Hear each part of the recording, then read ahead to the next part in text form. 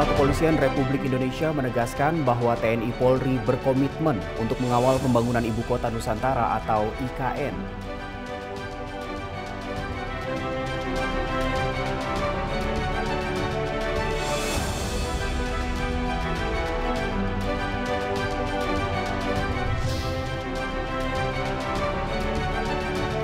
Satuan Reserse Narkoba Polres Metro Jakarta Barat berhasil mengamankan barang bukti narkotika.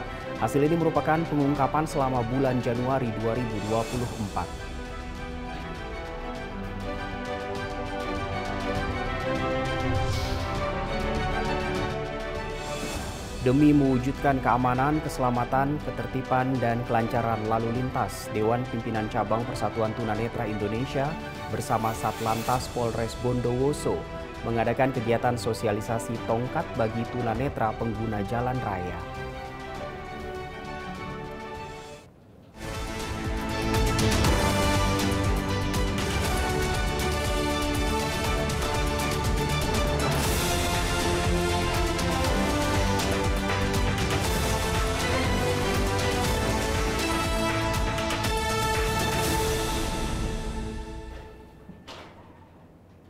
Selamat siang pemirsa, Presisi Siang kembali hadir di hari ini, Senin 5 Februari 2024. Selain 3 berita utama tadi, selama 1 jam ke depan kami juga telah menyiapkan sejumlah informasi terkini lainnya.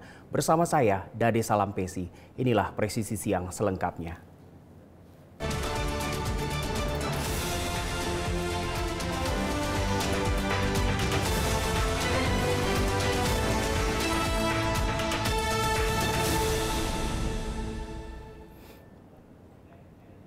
Kepala Kepolisian Republik Indonesia Jenderal Polisi Listio Sigit Prabowo menyampaikan komitmen Polri untuk mengawal pembangunan Ibu Kota Nusantara atau IKN.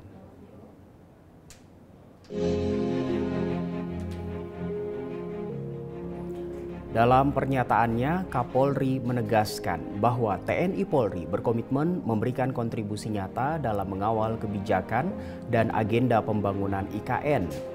Tujuannya agar proses pembangunan berjalan lancar serta tepat waktu, sesuai dengan visi mewujudkan Indonesia Emas 2045. Kapolri bersama Panglima TNI turut mendampingi Presiden RI dalam peluncuran Nusantara Green Logistic Hub PT Pos Indonesia. Acara tersebut juga mencakup groundbreaking untuk Masjid Negara, gedung kantor Otorita IKN, Beranda Nusantara Memorial Park, Jambu Luwuk Hotel dan Resort, gedung lembaga penjamin simpanan, pembangunan sentra unggul Nusantara Hub, Nusantara Warehouse Park, serta peninjauan studio siaran RRI dan training camp PSSI di kawasan IKN, Kabupaten Penajam Pasir Utara, Provinsi Kalimantan Timur. Menurut Kapolri, langkah-langkah ini menunjukkan keseriusan dan keterlibatan Polri dalam mendukung proyek strategis pembangunan Ibu Kota Nusantara. Hal ini juga mencerminkan kolaborasi antara kepolisian dan pemerintah untuk mewujudkan visi Indonesia Emas 2045.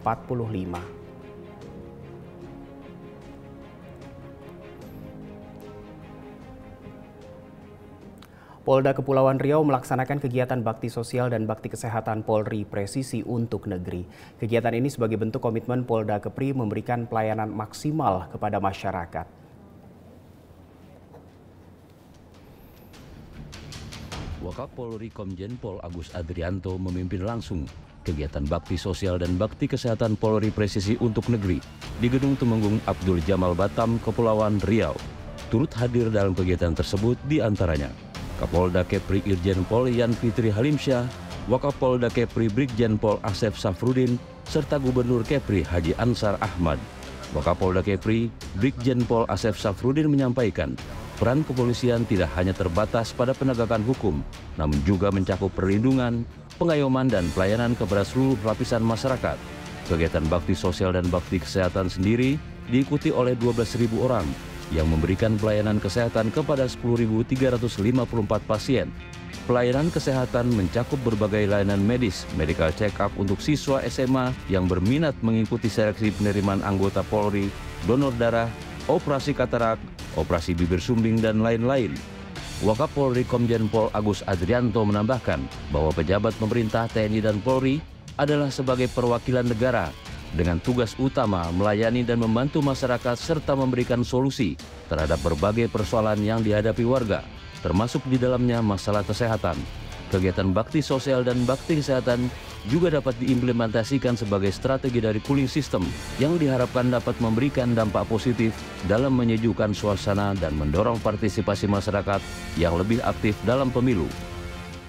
Kapolda Kapolri sudah menjalankan apa yang menjadi program kebijakan Bapak Kapolri untuk program Tugas Presisi, khususnya di dalam upaya untuk mewujudkan cooling system dalam penyelenggaraan pemilu 2024 dengan mendekatkan diri kepada masyarakat, seluruh komunitas yang ada dirangkul, kemudian didekati dengan berbagai macam cara, termasuk salah satunya kemarin ada Jumat Sehat, ada Jumat Berkah, ada Jumat Tuhan, kegiatan meditasi, dan kegiatan-kegiatan lain yang dilaksanakan oleh Polda seluruh Indonesia, dan salah satunya adalah dari kesehatan. Dan hari ini dilaksanakan luar biasa, antusiasme masyarakat. Mudah-mudahan penyelenggaraan yang dilaksanakan bersama-sama dengan seluruh forum komunikasi di bidang daerah yang ada di sini, ada Pak Gubernur, melibatkan teman-teman dari TNI, dari Angkatan Darat maupun Angkatan Laut dan Udara, Polda Kepri telah menunjukkan bahwa bukan hanya komunikasi, tapi koordinasi, kolaborasi, sinergi dan soliditas dalam menyelesaikan permasalahan, salah satu adalah masalah kesehatan. Tapi kalau sudah soliditas dan sinergitas terjadi, mudah-mudahan bukan hanya menanggulangi masalah kesehatan, tapi juga seluruh masalah yang dihadapi masyarakat. Karena bagaimanapun juga, tadi saya sampaikan di dalam sambutan, mereka adalah wakil negara di daerah yang tugasnya melayani masyarakat dan menjadi bagian yang solusi untuk masalah masyarakat. Dari Humas Polda Kepulauan Riau melaporkan untuk Polri TV. Direktorat Reserse Kriminal Khusus Polda Banten menangkap 15 tersangka penimbun BBM bersubsidi. Para tersangka ditangkap dalam pengungkapan 11 kasus penimbunan BBM bersubsidi di sejumlah wilayah di Banten.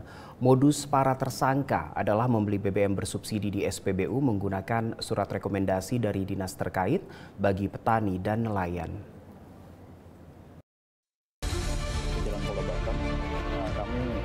Berhasil melakukan pengungkapan kasus tindak pidana penyalahgunaan BBM subsidi atau pengangkutan atau niaga terhadap barang-barang subsidi yang disubsidi oleh pemerintah, bahan bakar minyak yang disubsidi oleh pemerintah, dan bahan bakar penugasan jenis Pertalite sebanyak 11 kasus dan 15 tersangka.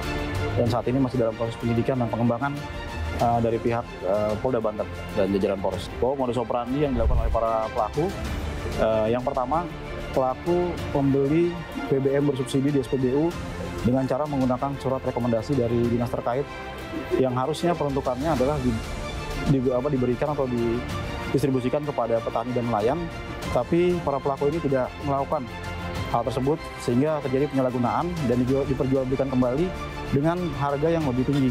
Seperti solar, kita ketahui bersama di SPBU harganya 6.800, tapi dijual kembali dengan harga 7.500 sampai 8.500 sehingga ada selisih. Yang modus operandi yang kedua, para pelaku ini melakukan pembelian BBM jenis Pertalite atau BBM yang dalam penugasan pemerintah itu dengan cara menggunakan kendaraan roda 2 dan roda 4 ke SPBU, dan setelah membeli BBM tersebut dipindahkan dari tangki kendaraan dipindahkan ke jerigen atau tempat tampung lainnya dengan alat bantu berupa selang dan pompa.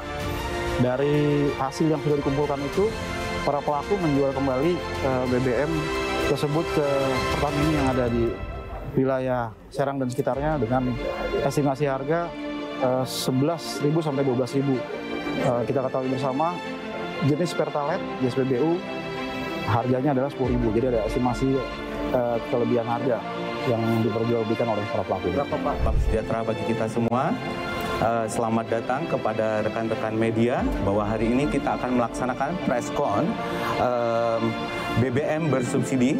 Telah hadir bersama kita pada hari ini yaitu Pak AKBP Wiwin Setiawan, Wadir Krimsus yang baru, dan didampingi oleh AKBP Ade Paparihi, Kasubdit Tipikor.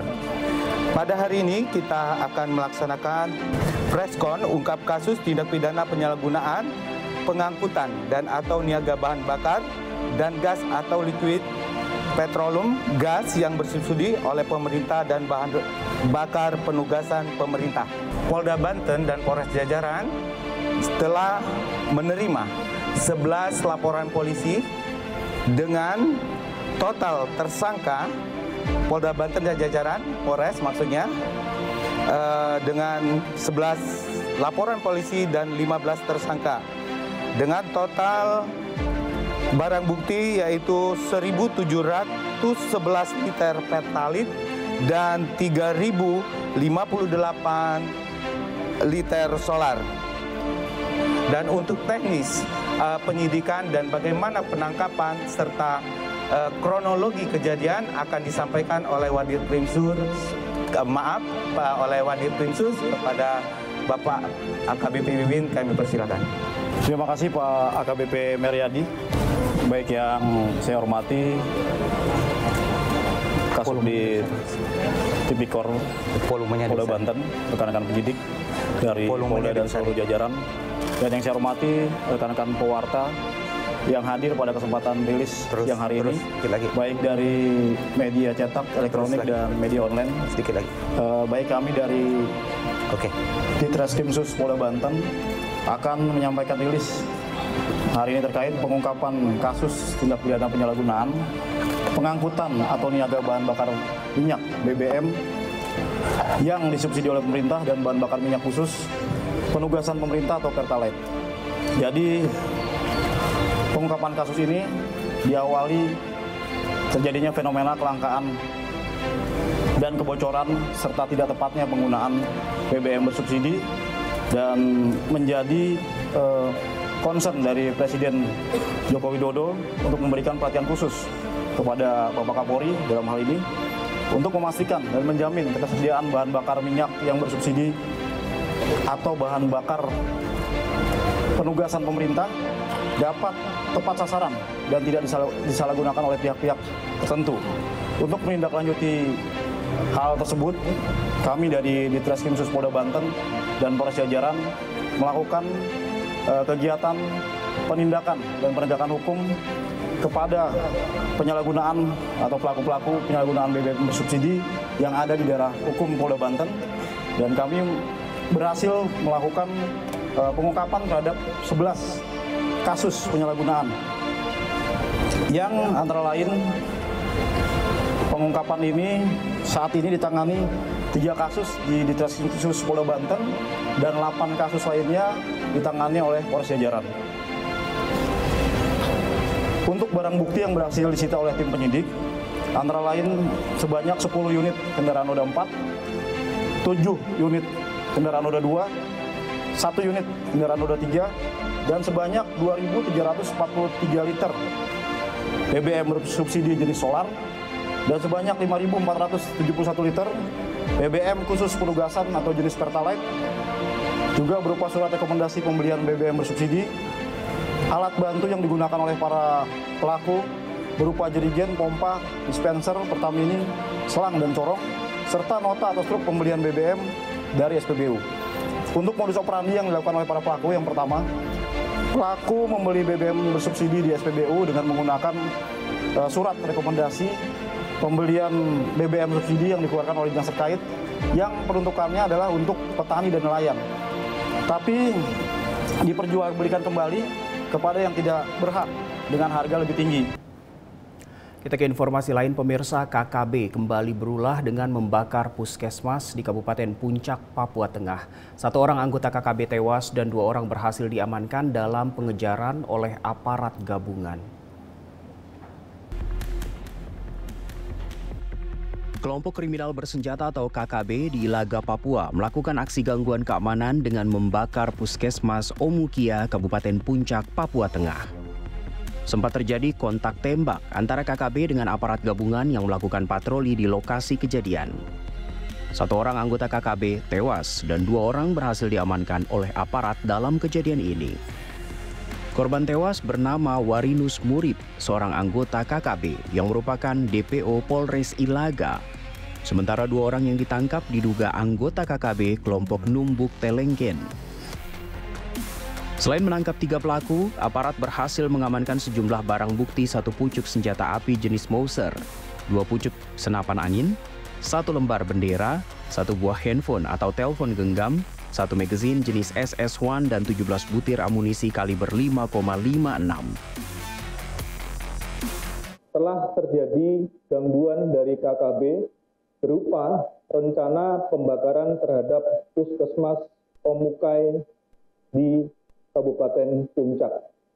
Berdasarkan informasi tersebut, kami dari Satgas Damai Kartens bergabung dengan Satgas lain, gabungan TNI dan Polri yang ada di Ilaga, merespons kejadian tersebut.